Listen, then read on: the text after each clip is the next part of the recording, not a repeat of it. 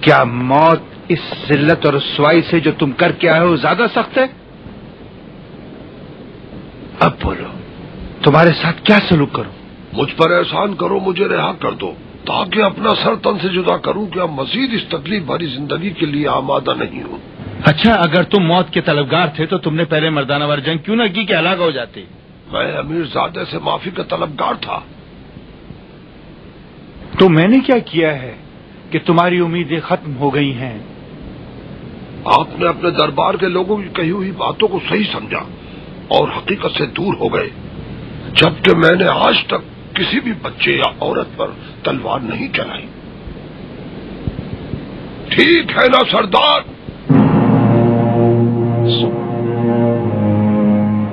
بات کرو سردار، کیا میں جھوٹ بول رہا ہوں؟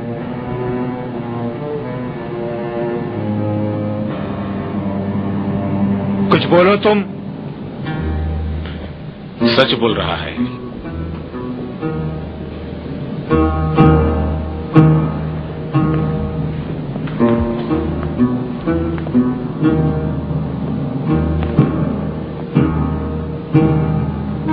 تمہارے ان الفاظوں نے میرے دل کو تکلیف پہنچائی ہے، جبکہ میں تمہارا قیدی ہوں۔ کیا یہ رویہ ہمارے مذہب میں گناہ نہیں ہے؟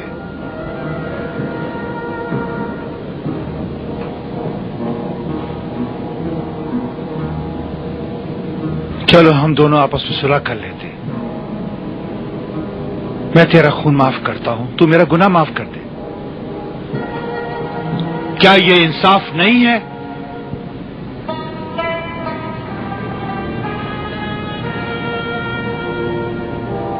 نہیں۔ نہیں کیوں؟ میری جو بے عزتی ہوئی ہے اس کا کیا ہوگا؟ میری معافی کیا تیری عزت بحال نہیں کرے گی؟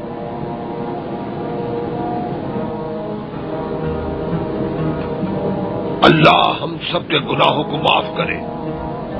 نہیں رافع ابن قیس، تمہیں معاف کرنا ہوگا۔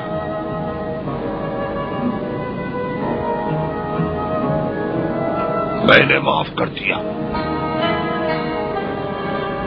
میں نے بھی تیرا خون معاف کر دیا، البتہ جو ذمہ داری مجھ پر ہے اس کی بنا پر کچھ عرصے تمہیں اپنے سامنے رکھوں گا، تاکہ جو آگ شہر کے اندر بھڑک اٹھی ہے اسے بجھا ڈالوں۔ سنا ہر سمے تم نے؟ امیر زادے، اب جلدی سے اسے یہاں سے لے جاؤ اور میرے اگلے حکم کے آنے تک کا انتظار کرو۔ جو حکم یا امیر۔ جاؤ۔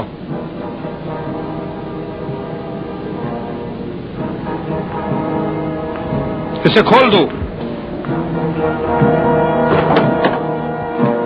میری ایک بات سنیں امیر زادے، رجا، بغیر اجازت اندر کیوں آئے ہو؟ کچھ عرض کرنا چاہتا ہوں۔ موت و زندگی کا مسئلہ ہے۔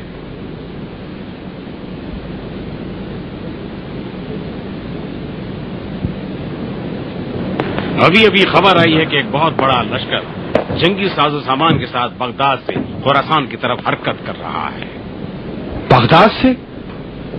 کیا مطلب ہے تمہارا؟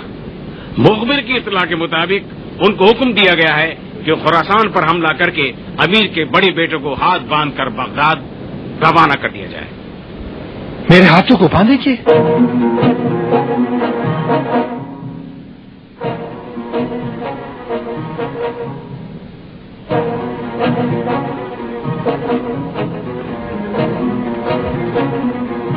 کچھ موقع پرست لوگوں نے میرے بھائی کو چاروں طرف سے گھیر رکھا ہے اور وہ اس کے کانوں میں عجیب و غریب احمقانہ باتیں کر رہے ہیں۔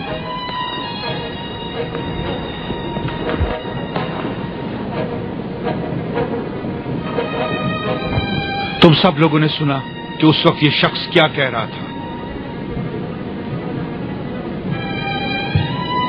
کیا یہ ممکن ہے کہ میں اپنے عزیز ساتھیوں کے بغیر کوئی بھی بات کروں؟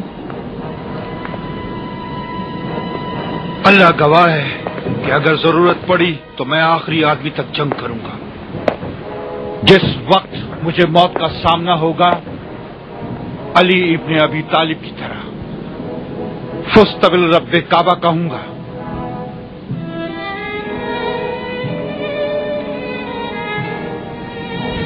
میرے بھائی نے یہ جو میرے قتل کا فتویٰ جاری کیا ہے، وہ خود بھی یہ جانتا ہے کہ اگر میں خلافت اور حکومت کی خواہش کروں تو یہ میرے لیے کتنا آسان ہے۔ آخر میں نے امین کے خلاف ایسی کون سی غلط بات کر دی کہ اس نے میرے خلاف یہ حرکت کی؟ میں نے کسی لمحے بھی خلافت کی خواہش کا اظہار نہیں کیا، اور کبھی بھی نہ ظاہراً اور نہ پوشیدہ طور پر اس کا اظہار کیا۔ خلافت ایک ایسا نشہ ہے جو اپنے عاشق کے عشق میں تڑپتا ہے، اور اب وہ نشہ میری تلاش میں ہے۔ لیکن اللہ کی قسم، اگر مجھے خلافت کا ہی نشہ ہوتا اور میں بھی اسی طرح سوچتا تو ان سب کا کام کب کا تمام کر چکا ہوتا۔ لیکن کیا کروں، میں وعدے کی مخالفت کرنے والا نہیں ہوں، ہارون کی وصیت کا احترام کرنے پر مجبور ہوں۔ دکھ اس بات کا ہے کہ امین نے ایسی حرکت کی، وہ میرے خلاف لشکر کشی پر اتر آیا ہے تاکہ مسلمانوں کا قتل عام ہو اور ان کا خون بہے۔ البتہ اگر میں بھی اسی طرح جنگ پر اتر آؤں تو وہ تم لوگوں کا آخری دن ہوگا۔ کیا چاہتے ہو؟ میرے سرکار عیسیٰ جلودی، ابو یونس اور ابن ابی عمران مجھ سے یہ چاہتے ہیں کہ چھپ کر یہ خط بغداد پہنچا دوں۔ خط؟ اے خراسان کے لوگوں، جان لو کہ علی ابن عیسیٰ ابن موہان وہ سفاک، ستمگر و خون ریز شخص ہے جسے اس شہر کے لوگ اچھی طرح پہچانتے ہیں، اور وہ اب دوبارہ بغداد سے خراسان کی طرف روانہ ہو گیا ہے۔ اپنے اسلحے کو اٹھاؤ اور اپنی جان و مال، عزت و آبرو کی حفاظت کرو۔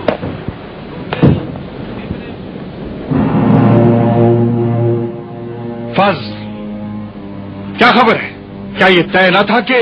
ہاں میرے سردار، ہمارا وعدہ کچھ اور ہے، البتہ اپنی تدبیر میں کچھ غلطی کر دی ہے۔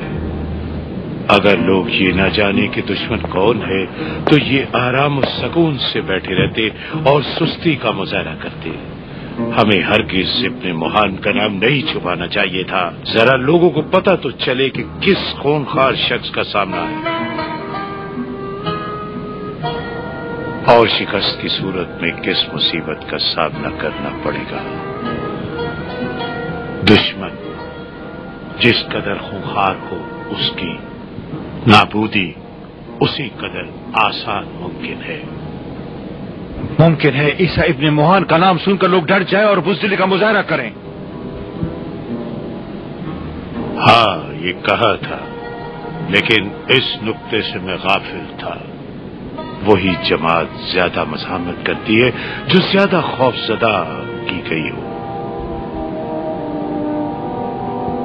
میں یہ پیشکش کرتا ہوں کہ میرے ہاتھ میں ہاتھ دو تاکہ ایک دوسرے کی مدد سے اس شورش کو ختم کر دیں۔ نہیں ہو سکتا، نہیں ہو سکتا۔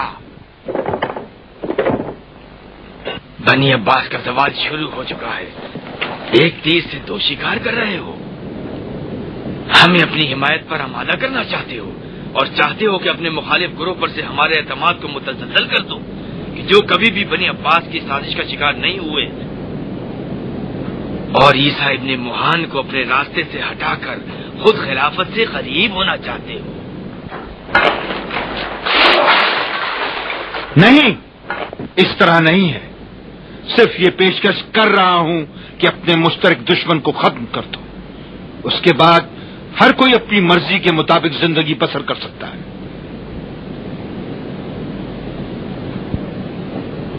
امیر زادے، بہتر ہے کہ تم یہ جان لو کہ تمہارے امین اور عیسیٰ ابن موہان کے درمیان ہماری نظروں میں کوئی فرق نہیں ہے۔ ہم ہمیشہ سے تمہیں اپنا دشمن سمجھتے ہیں اور کسی ایک کی حمایت میں دوسرے کے خلاف جنگ نہیں کر سکتے۔ صحیح ہے کہ تم ہم سب کو اپنا دشمن سمجھتے ہو، مگر فرق یہ ہے کہ میں خود کو خراسان کا حاکم سمجھتا ہوں۔ خراسانی ہوں گے تو میں حکومت کروں گا۔ عیسیٰ ابن موہان چاہتا ہے کہ خراسانی نہ رہیں۔ بتاؤ کون بہتر ہے؟